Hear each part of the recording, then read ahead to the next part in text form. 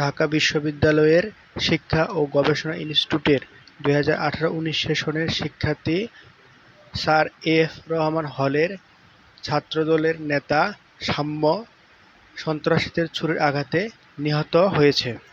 সোহরাওয়ার্দী উদ্যান মুক্ত মঞ্চের পাশে রাস্তায় গ্রাহক রাফি সহপাঠী বন্ধু মোবাইল নাম্বার এত, ঠিক আছে, মোবাইল নাম্বার এত, মেসেজ দুইটাই লেখা।